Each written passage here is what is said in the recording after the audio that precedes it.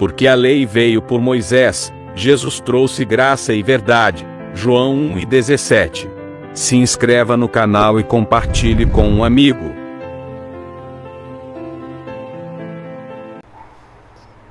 Olá, meus amados, graça e paz, abençoados, povo amado de Deus.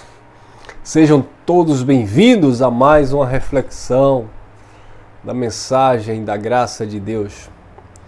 Obrigado vocês que estão sempre aí conosco. Se você está assistindo essa mensagem,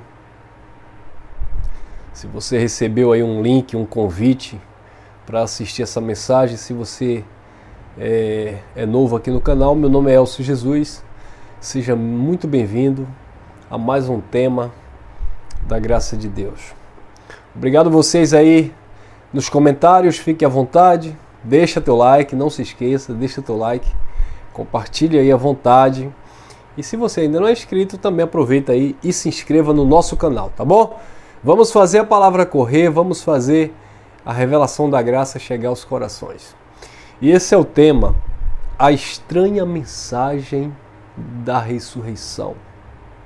A estranha mensagem da ressurreição. Toda religião denominada cristã, que se denomina cristã, fala sobre a ressurreição de Cristo, né? Os cristãos falam muito sobre a ressurreição de Cristo. Eu diria que na teoria, no campo da teoria, 90%, 99% das pessoas que falam do Evangelho, que crê na Bíblia, crê que Jesus ressuscitou dentre os mortos. Só que a ressurreição de Jesus, ela tem um segredo, ela tem um mistério. A ressurreição de Jesus, a mensagem da ressurreição, não é simplesmente você crer que um dia ele morreu e ao terceiro dia ele ressuscitou. Na verdade, existe uma doutrinação, existe uma mensagem dentro da ressurreição. O ato dele ter ressuscitado ao terceiro dia é uma coisa. A maioria dos cristãos creem, acreditam. Agora, a revelação por trás desta ressurreição, poucos conhecem, poucos entendem. Então, muitas pessoas vão falar da ressurreição de Cristo, da morte e ressurreição, mas pouquíssimas pessoas vão explicar a revelação por trás desta ressurreição. Ou seja, qual o propósito da ressurreição? A ressurreição foi apenas para mostrar para o povo que Jesus era o Filho de Deus, que a morte não o venceu? A ressurreição, no sentido bíblico, era só uma esperança para o povo de que os filhos de Deus receberiam também uma nova vida, uma ressurreição por meio de Cristo, que muitos creem desta forma, que também, assim como Cristo foi ressuscitado dentre os mortos, a maioria dos cristãos acredita também que haverá uma ressurreição biológica para aqueles que creem em Jesus. Então as pessoas creem dessa forma, mas as pessoas não creem na mensagem da ressurreição, no efeito da ressurreição. O apóstolo Paulo chegou em Atenas, na Grécia, Atos dos Apóstolos, versículo 16 em diante, diz assim, Atos 17, Atos dos Apóstolos, capítulo 17, versículo 16 em diante. E enquanto Paulo os esperava em Atenas, revoltou-se nele o seu espírito, vendo a cidade cheia de ídolo. A cidade estava cheia de ídolos. Os ídolos impedem a revelação da ressurreição. Os ídolos impedem você de ter acesso à mensagem da ressurreição. Os ídolos confundem a mente daqueles que não acessaram ainda a ressurreição. Quando Paulo chegou naquela cidade estava repleta de ídolos. Os ídolos atrapalham a revelação. Então o espírito de Paulo se revoltou em Paulo, vendo aquela cidade entregue aos ídolos. E uns argumentavam na sinagoga, e argumentavam, portanto, na sinagoga, com os judeus e os gregos devotos, e na praça todos os dias com aqueles que se encontravam ali. Aí o versículo 18 diz assim, olha, ora, alguns filósofos epicureus, estoicos, disputavam com Paulo, com ele, e uns diziam, o que quer dizer este paroleiro? E outros diziam, parece que ele é pregador de deuses estranhos. Pois Paulo anunciava a boa nova de Jesus Cristo e a ressurreição. O que era que Paulo estava anunciando? A boa nova, o evangelho. Falando sobre o quê? Sobre a ressurreição. E o que era que os filósofos diziam? O que quer dizer este paroleiro? Ele parece ser pregador de deuses estranhos. Por quê? Porque aquela cidade estava entregue à idolatria. Queridos, a religião hoje, de um modo geral, ela está entregue à idolatria. Os religiosos vivem na idolatria. Eu estava vendo aqui, é até chato falar sobre isso, porque para vocês que conhecem o Evangelho da Graça, entendem, vocês sabem que a nossa crítica não é nada pessoal, não é contra o pastor X, o bispo, o padre, não é nada contra a pessoa, mas é contra o ensinamento dessas pessoas. Então quando eu brinco aqui com aquele bispo que chama assim, minhas ovelhinhas, né? A visita do profeta, é esse bispo que está aí em eminência, aí, bem conhecido no nosso país. Quando eu não falo criticando a pessoa. Eu não conheço a pessoa. Ah, mas aquele homem é um homem de Deus. Ele é um filho de Deus. Eu acredito que ele seja um filho de Deus. Ah, irmão, se aquele homem é um homem temente a Deus, que seja temente a Deus. Mas não significa que porque ele é temente a Deus que ele esteja falando a verdade. Não significa porque ele é um filho de Deus que ele esteja necessariamente falando a verdade, porque não está. Porque quando a gente confronta, teologicamente falando, dentro do contexto bíblico, a gente percebe que ele prega a Bíblia, texto isolado, mas não traz um esclarecimento, não traz uma revelação bíblica para as pessoas.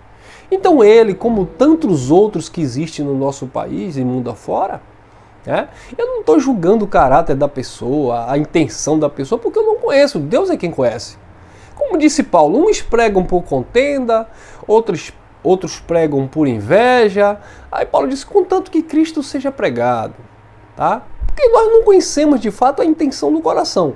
Agora, dadas as circunstâncias daquilo que muitos fazem, a enganação que a gente percebe claramente, o charlatanismo, né, a hipocrisia, a gente percebe de muitos realmente que é uma apelação, que de fato é uma forçação de barra, são homens extremamente carnais, corruptos de entendimento, que agem maliciosamente com a Bíblia para obter vantagens. Nós percebemos esses também.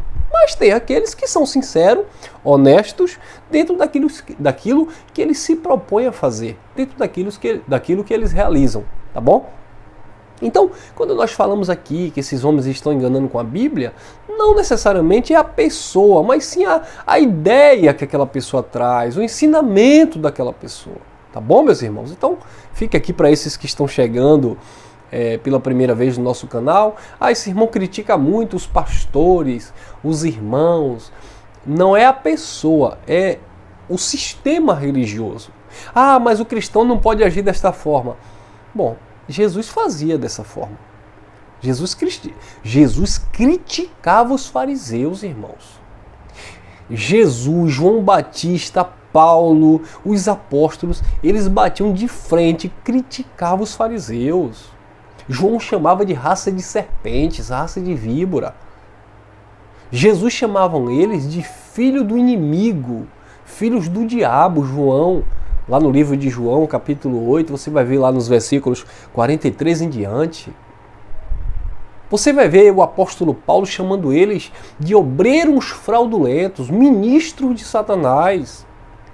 Você vai ver Paulo chamando eles de lobos devoradores. Você vai ver o próprio Jesus em João 10 chamando esses homens de mercenários. Então não me venha com essa falsa modéstia. Não, mas você fica dando indireta para aquele pastor lá da igreja X. Você fica falando lá do apóstolo, do bispo tal. Um cristão não age desta forma. Querido, Jesus batia de frente. Jesus batia de frente, Paulo batia de frente, os apóstolos batiam de frente contra o sistema daquela época. É só ler a Bíblia. Né? Jesus chamavam eles de mentirosos, enganadores. Então, vocês precisam entender que é válido uma refutação dentro de um esclarecimento bíblico-teológico. Tá? Não é nada pessoal, é uma questão da doutrina, da questão das ideias que são expostas, do contexto bíblico. Então, quando nós dizemos que um pastor está enganando as pessoas pedindo dízimo, é porque, biblicamente falando, dízimo não era dinheiro, era colheita e era só para Israel e era dentro do contexto da lei. Então, aquele pastor que está pedindo dízimo, ele está enganando as pessoas, ainda que ele também tenha sido enganado e esteja no engano. Quando nós dizemos que aquela pessoa é um falso profeta, é porque aquela pessoa se intitula profeta e quando nós olhamos para o contexto bíblico, o último profeta de ofício foi João Batista. Quando nós lemos as cartas paulinas, acabou o ofício do profeta. O que existe são dons de profecia, que é outra coisa totalmente diferente. Quando nós falamos que aquelas pessoas que estão revelando, CPF, porque aquela pessoa revelou que fulano comprou uma camisa amarela, porque aquela pessoa revelou que ano que vem fulano vai comprar uma casa, aí coincidentemente ano que vem fulano vai comprar uma casa. Isso não é revelação bíblica, isso não tem nada a ver com o evangelho, então isso é uma falsa profecia. Quantos falsos profetas deram tempo para a volta de Jesus? Não, porque em 2000 Jesus volta. Não, porque em 1900 não sei das quantas Jesus vai voltar. Não, porque o mundo vai acabar em 2000 e tanto. Não, por causa disso. Quantas falsas profecias profetadas acerca do fim do mundo. Não, porque aquela guerra lá em Israel é Jesus voltando. A guerra daqui a pouco acaba, aí vai começar uma outra guerra, um outro tempo, eles continuam dizendo que é Jesus voltando. Não, porque aquela guerra na Rússia é o anticristo. Não entendem que dentro do contexto bíblico o anticristo foi lá no primeiro século. Existe também anticristo no nosso tempo? Existe. Esses que são contra a mensagem de Cristo. Mas, infelizmente, a idolatria tem corrompido a mente dos filhos de Deus. E por causa dessa idolatria, as pessoas não creem na mensagem, na revelação da ressurreição. E aí ficam dizendo, que mensagem é essa que esse irmão Elcio está pregando aí? Essa mensagem é estranha. Essa mensagem da ressurreição que Elcio prega é diferente. Como é que Elcio diz que, biblicamente falando, Jesus já voltou? Uma irmã me fez uma pergunta, uma irmã da Assembleia de Deus me fez uma pergunta, ela olhou dentro dos meus olhos e disse assim, irmão, me responda uma coisa. Eu falei, sim, minha irmã. Jesus já voltou? Ela deu uma risadinha, né? Assim, eu entendi que a pergunta dela foi uma pergunta... Eu falei, minha irmã, a senhora crê na Bíblia? Creio. A senhora crê nesse livro que a senhora tem aí, lê os versículos? Creio. Eu falei, então leia aí. O que foi que Jesus falou para Caifás? Jesus disse assim, tu, para Caifás, tu verás o Filho do Homem vindo sobre as nuvens com poder e glória. Jesus não falou para Caifás? Falou ou não falou? Agora eu lhe pergunto, Caifás está vivo? Esperando Jesus voltar para ele ver? Não. Jesus não falou que não passaria aquela geração? falou. Então, Jesus falou, não passará esta geração sem que tudo isso aconteça. Agora, como é que Salomão disse assim, vem geração e vai geração, e a terra permanece para sempre? Salomão disse, vem geração e vai geração. De geração em geração o Senhor é Deus. Aí Jesus disse, não vai passar esta geração, aqui Jesus estava presente, sem que tudo isso aconteça, e vocês vejam o Filho do Homem vindo sobre as nuvens. Então, se a senhora não acredita na Bíblia, é um problema da senhora. Mas dentro do contexto bíblico, eu acredito, Jesus já voltou. Porque a volta de Jesus não é uma volta no sentido literal. Ah, mas tem um texto que o anjo falou para aquelas mulheres, assim como vocês viram ele subir, vocês verão ele descer. Claro, porque o que o anjo falou para aquelas mulheres foi a mesma mensagem que Jesus falou para os discípulos. Jesus disse assim, dos que aqui estão, muitos não provarão a morte sem que veja o Filho do Homem vindo sobre as nuvens. Então, o anjo disse, como vocês viram ele subir, vocês verão ele descer, é no sentido de presenciar o evento da volta de Jesus. Não quer dizer que era algo no sentido literal como a igreja acredita hoje. Ah, não, mas o anjo disse, como vocês viram. Como não é uma indicativa no sentido literal, é como no sentido de presenciar, de estar presente, de ver o evento acontecer. Eles veriam o evento. Como vocês presenciaram este evento do Filho do Homem subindo, vocês também vão presenciar o evento do retorno do Filho do Homem. Porque o retorno do Filho do Homem era em forma de sinal. Jesus falou, e vereis o sinal do Filho do Homem vindo sobre as nuvens. Era um sinal, não era uma presença física literal. Era o evento do retorno. E Jesus disse, dos que aqui estão, muitos não provarão a morte sem que veja o Filho do Homem vindo sobre as nuvens. A escatologia consumada, preterismo completo, biblicamente falando, Jesus já voltou. Aí ela... Paulo também falando em 1 Coríntios, no capítulo 15, isso é mensagem da ressurreição, tá? Que muitos não creem. Paulo falando em 1 Coríntios, no capítulo 15, Paulo falou... sobre a ressurreição, que muitos ali não acreditavam na ressurreição, e Paulo disse, então é vã, a nossa pregação é vã, a vossa fé. Aí Paulo pregando, ele disse assim, olha, e muitos dos que aqui estão foram contemporâneos a Jesus, ou seja, havia pessoas que estavam ali, Paulo disse, acerca de muitos que ainda vivem, estavam naquela expectativa, esperando o Filho do Homem. O próprio Paulo acreditava que iria presenciar aquele evento. Ele disse, nós que ficarmos vivos para a vinda do Filho do Homem. Mas só que Paulo morreu antes do retorno de Jesus. Mas dentro daquela geração, Jesus voltou sobre as nuvens, na invasão romana, no ano 70, quando de fato se cumpre Mateus capítulo 2, capítulo 24, versículo 2, onde o templo veio abaixo e o sinal do Filho do Homem se manifestou, trazendo juízo sobre a casa de Israel.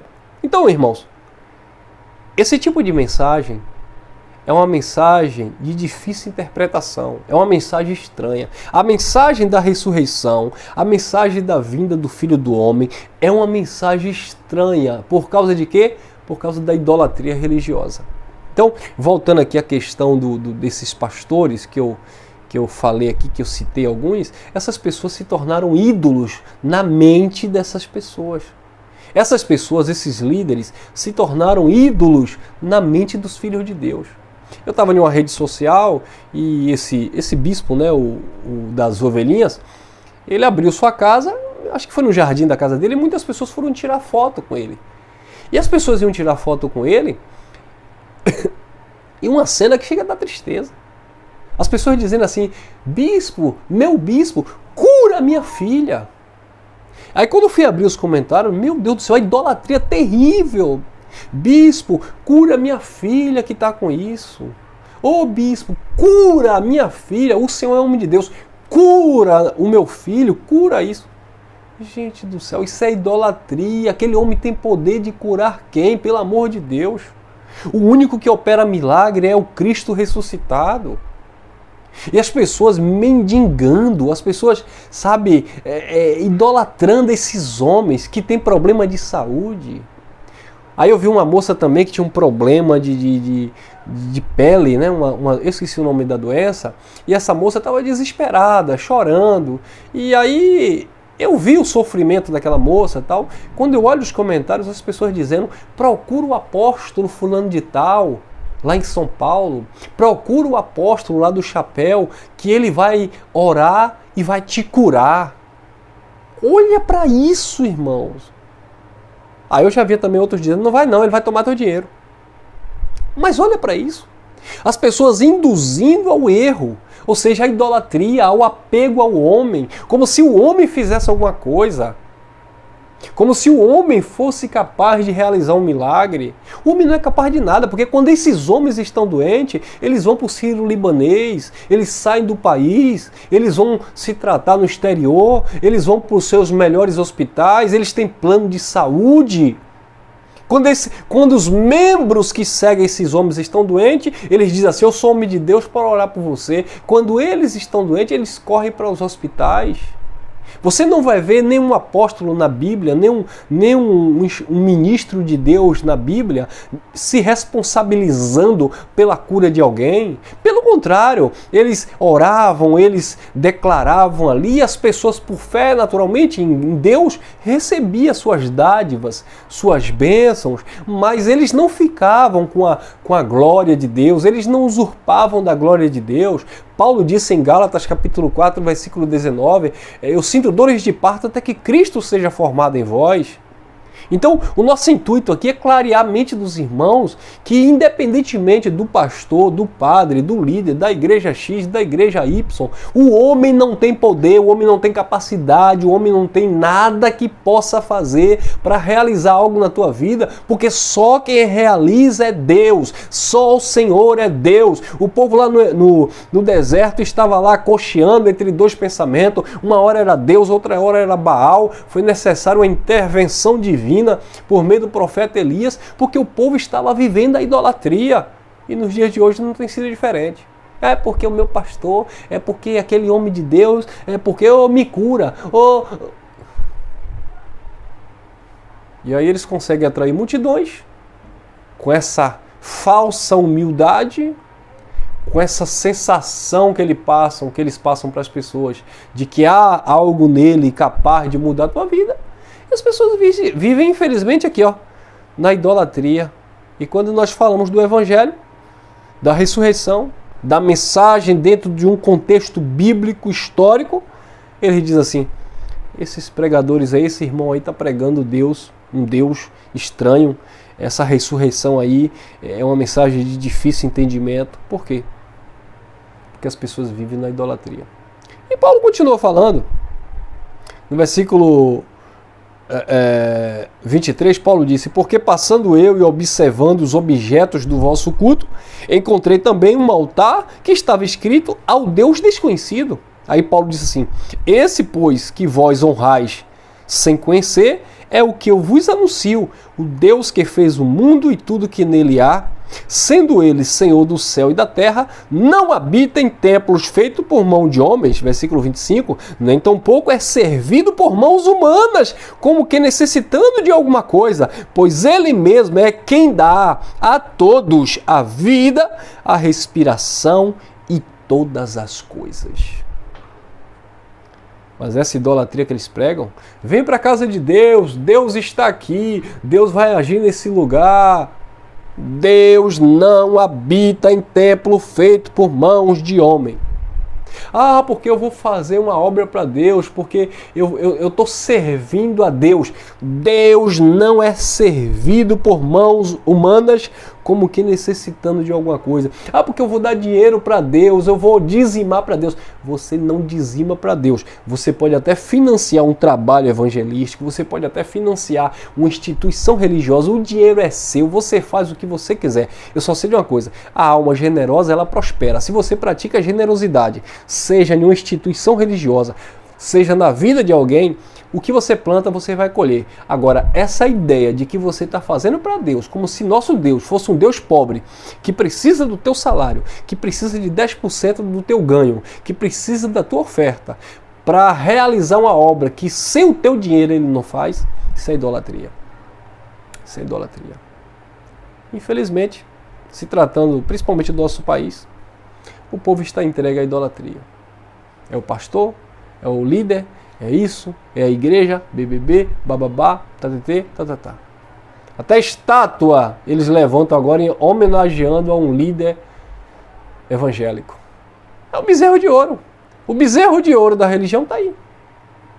As pessoas idolatram um homem por ler um versículo, um salmo e dizer que é oração forte.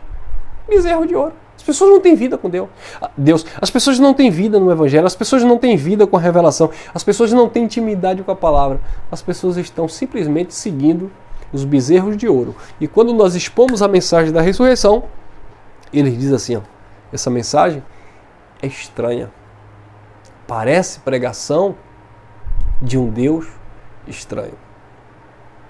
Mas graças a Deus nossos olhos foram abertos e hoje nós descansamos na mensagem do Pai, na escatologia consumada, nós descansamos nas verdades que foram manifestadas por meio de Cristo e entendemos perfeitamente o nosso posicionamento dentro desse contexto de reino de Deus. Em paz, livre, sem pressão psicológica, debaixo da cobertura do Espírito e não do homem, respeitando as pessoas, sabe? Mas no que tange a doutrina, no que tange o conteúdo bíblico, nós vamos refutar, nós vamos bater de frente, porque assim como eles têm liberdade para pregar as mentiras, assim como eles têm liberdade para inventar fogueira santa, fogueira de não sei o que, desafio de Gideão, muralha de Jericó e campanha de Davi e jejum de Daniel, nós temos liberdade também para, paulada da graça neles, falar as verdades do Evangelho, coisa que infelizmente eles não conseguem entender, tá bom? Mas aqueles que o Pai abrir a mente, sejam todos bem-vindos, graça e paz, e eu sou teu irmão em Cristo, ficamos por aqui e até o próximo encontro. Tchau, tchau, fui!